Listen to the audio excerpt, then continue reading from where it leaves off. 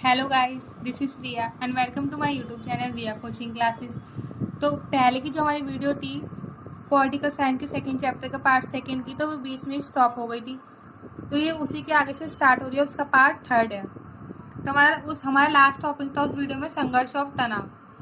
तो उस टाइम पे जितने भी पूर्व सोवियत संघ में जितने भी देश थे, उन देशों के बीच में आपसी संघर्ष रहते थे या उन देशों के अंदर ही गृह युद्ध रहते थे। तो जितने भी वो देश थे तो उनमें यही स्थिति रहती थी।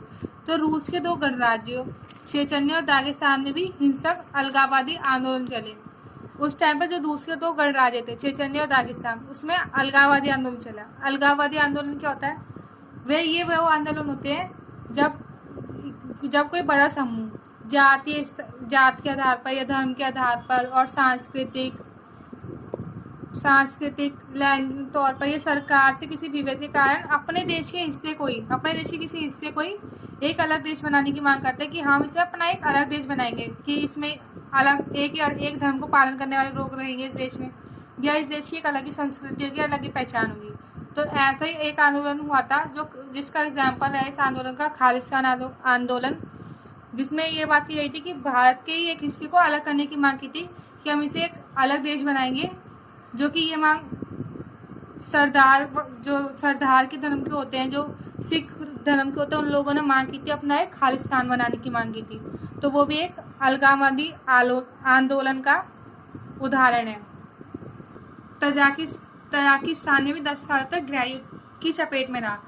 तजाकिस्तान जो देश था, मध्य एशिया का, उसमें भी 10 साल तक अपने देश के अंदर ही गृह युद्ध चला। और यहाँ पर इस टाइम पर भी सांप्रदायिक संघर्ष चलते रहते हैं।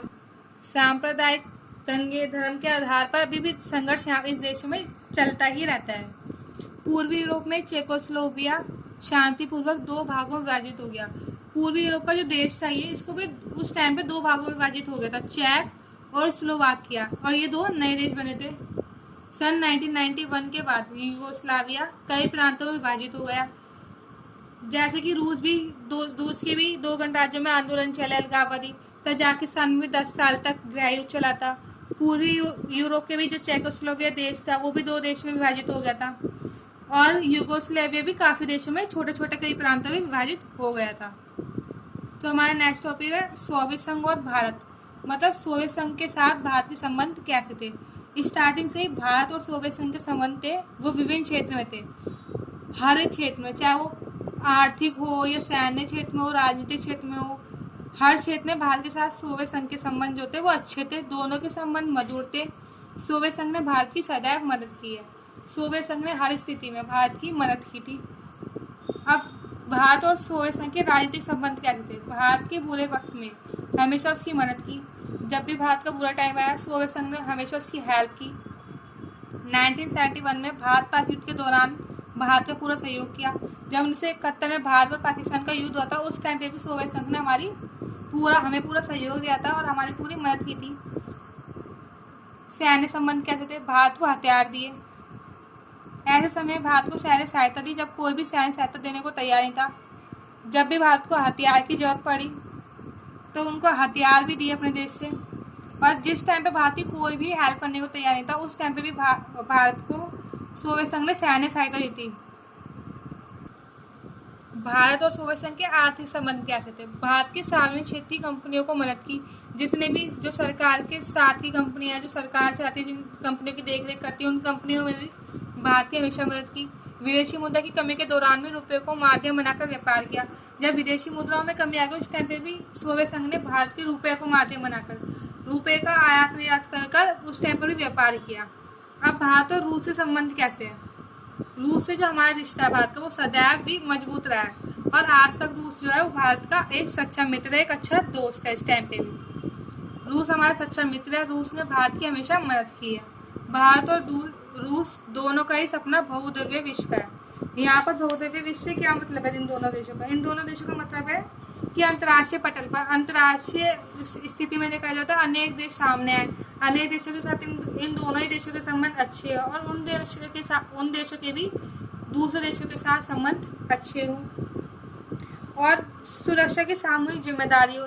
मतलब किसी एक देश पर भी कोई हमला हो, कोई आक्रमण हो, तो सभी देश उसको अपने ऊपर हमला मारकर उस देश की मदद करे, क्षेत्रीयताओं को अधिक जगह मिले, एक देश दूसरे देश को आसानी से समझने में समर्थ हो, अंतर्राष्ट्रीय संघर्षों का समाधान बातचीत के माध्यम से हो। जो भी कोई अंतर्राष्ट्रीय स्तर पर कोई भी देशों के बीच कोई भी लड़ाई झगड़ा हो तो वो दोनों देश उस संघर्ष को बातचीत के जरिए, केवल बातचीत के ही जरिए उसको सुलझाने का प्रयास करे। प्रत्येक देश की स्वतंत्र विदेश नीति हो, अपने देशों की सही ढंग से चलाना है।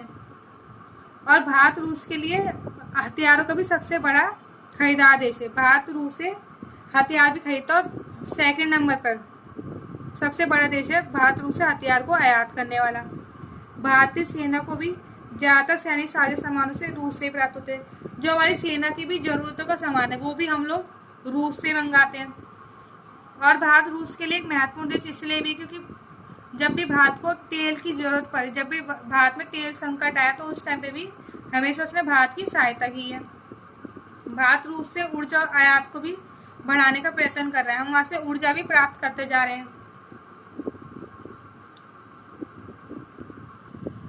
भारत और रूस के संबंध इतने अच्छे होने की वजह से ऊर्जा आपूर्ति, हम ऊर्जा की भी वहाँ से आयात कर लेते हैं। अंतर्राष्ट्रीय आर्थिक आतंकवाद, वैसे पाकिस्तान के मामलों में, और एक देश से दूसरे देशों में सूचना का आदान प्रदान करने में, पश्चिम एशिया के देशों के साथ अपने संबंधों को अच्छे बनाने में और चीन के साथ अपने रिश्तों को सुधारने में भी रूस ने हमेशा मदद की है। तो आज की इस चैप्टर में इतना ही है। आई होप आपको चैप्टर पूरा समझ में आया होगा। अगर आपको वीडियो अच्छी लगी हो तो वीडियो को लाइक, चैनल को सब्सक्राइब और वीडियो को शेयर करना मत भूलेगा। So thank you.